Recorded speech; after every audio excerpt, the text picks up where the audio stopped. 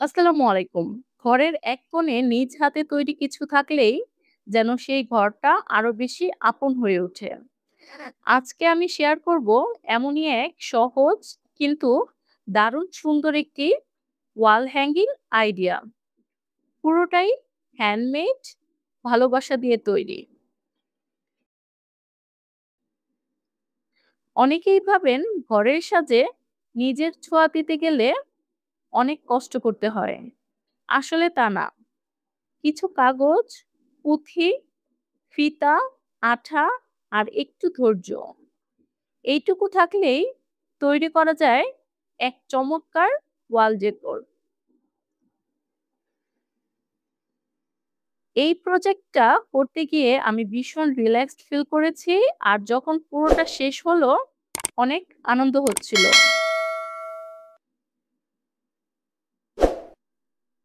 এটি তৈরি করতে কিন্তু খুব বেশি জিনিসের প্রয়োজন পড়ে না। রঙিন কাগজ, গ্লু, রঙিন পুঁথি, দড়ি বা সুতা, টার্সেল, যা কিভাবে খুব সহজে বানাতে হয় দেখিয়ে দিয়েছি। আর এইসব জিনিসগুলো খুব সহজেই পাওয়া যায়। আর তাছাড়া ফুল বানানো, কিভাবে কাগজ ফোল্ড করতে হয়, সেন্টার তৈরি করতে হয়, কিভাবে দড়িতে জোড়া দিতে হয়, এই সবকিছুই স্টেপ বাই স্টেপ দেখিয়ে দিয়েছি। তবে যদি কোনো কিছু আপনাদের বুঝতে অসুবিধা হয়, কমেন্টে জানাতে পারেন। এই ফুলগুলো বানাতে আমি ফোল্ডিং স্টাইল ইউজ করেছি, যাতে দেখতে খুব ইউনিক লাগে।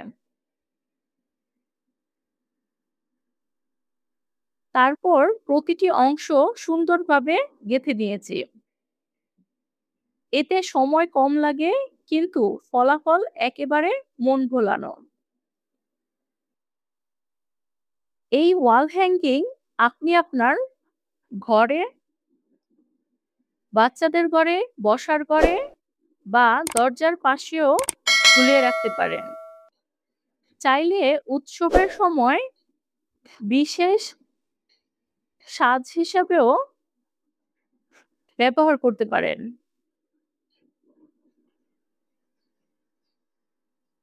আপনি চাইলে অন্য রঙের কাগজও ট্রাই করে দিতে পারেন। এই কাজটা করতে গিয়ে আমি অনেক আনন্দ পেয়েছি। আপনিও চাইলে বাসায় সময় বের করে এমন কিছু ট্রাই করতে পারেন। আমাদের প্রতিদিনের ব্যস্ত জীবনে একটু আর্ট, একটু সৃজনশীল সময় কাটানো মানেই নিজের জন্য সময় বের করা। ক্রাফটিং শুধু শখ না, এটা মানসিক প্রশান্তি আনে, মন ভালো রাখে, এমনকি বাচ্চাদের মেধা বিকাশেও সাহায্য করে। আপনার সন্তানদেরকেও এই ধরনের প্রজেক্টে যুক্ত করতে পারেন। এতে তাদের কনসেনট্রেশন বাড়ে, হাতে কলমে কাজ শিখে, আর মোবাইল বা স্ক্রিন টাইম থেকেও দূরে থাকে।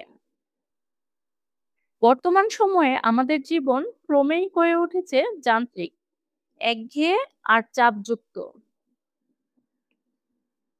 প্রযুক্তির উন্নতির সঙ্গে সঙ্গে মানুষ সময়ের পেছনে ছুটছে, কিন্তু মানসিক প্রশান্তি যেন ক্রমেই দূরে সরে যাচ্ছে। ঠিক এই মুহূর্তেই কিছুটা স্বস্তি, কিছুটা মানসিক প্রশান্তি পাওয়ার উপায় হতে পারে সৃজনশীল কাজ বা হস্তশিল্প চর্চা। সৃজনশীলতা মানে শুধুই শিল্প নয়, এটা একটি মানসিক অবলম্বন, আত্মপ্রকাশের উপায়। আপনি হয়তো একগাদা অফিসের কাজ, ডেডলাইন আর শহরের কোলাহলে ক্লান্ত। ঠিক তখনই একটা কাগজের ফুল বানানো কিংবা নিজের হাতে একটি ছোট্ট হস্তশিল্প তৈরি করে ফেললেই দেখতে পাবেন কি আশ্চর্য এক শান্তি আপনাকে ঘিরে ধরেছে। এ ধরনের কাজ শুধু প্রাপ্তবয়স্কদের জন্যই নয়, বরং শিশুদের জন্য তো আরো বেশি উপকারী। আজকালকার শিশুরা মোবাইল, ট্যাব বা গেমিং ডিভাইসে ডুবে আছে। তাদের হাতে কাঁচি, কাগজ, রং কিংবা গ্লু তুলে দিন। দেখবেন ওরা কতটা আগ্রহ আর আনন্দ নিয়ে সৃষ্টিশীল হতে পারে। এতে তাদের মনোযোগ, ধৈর্য, রং চিন্তা ও মেধা বিকাশের দারুণ সুযোগ তৈরি হয়। শিশুরা যখন একটি কাজ সম্পূর্ণ করে, তখন তাদের মধ্যে আত্মবিশ্বাস জন্মায়। তারা গর্ব অনুভব করে। এতে করে তাদের মানসিক স্বাস্থ্য ভালো থাকে এবং জীবনের প্রতি ইতিবাচক মনোভাব তৈরি হয়।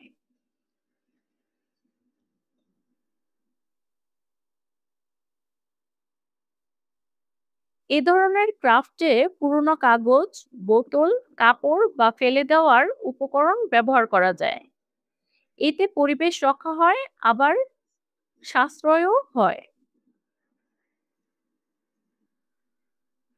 এ ধরনের ওয়াল হ্যাঙ্গিং ছাড়াও আপনি পেপার ল্যাম্পশেড, নাম প্লেট, পট ডেকোরেশন ইত্যাদি করতে পারেন। ছোট ছোট আইডিয়া মিলেই কিন্তু সুন্দর একটা পরিবেশ তৈরি হয়। চাইলেই এই হ্যান্ডমেড ফুল দিয়ে জন্মদিন, ঘরোয়া পার্টি বা বিয়ের অনুষ্ঠানে সাজসজ্জা করা যায়। এমনকি কাউকে উপহার হিসাবেও দিতে পারেন, যা অনেক বেশি স্পেশাল। আপনারা যদি নিজেরা কিছু বানিয়ে থাকেন, তাহলে শেয়ার করতে পারেন আমার সাথে।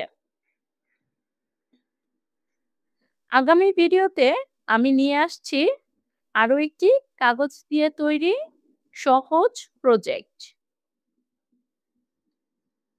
যা আপনি মুহূর্তেই তৈরি করতে পারবেন।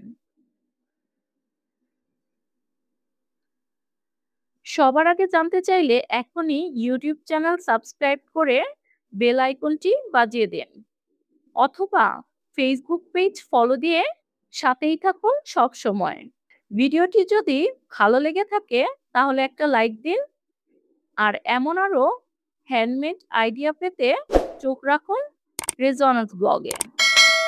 কমেন্টে জানাবেন কেমন লাগলো এবং আপনি পরের ভিডিওতে কি দেখতে চান। আজ এই পর্যন্তই। আল্লাহ হাফেজ।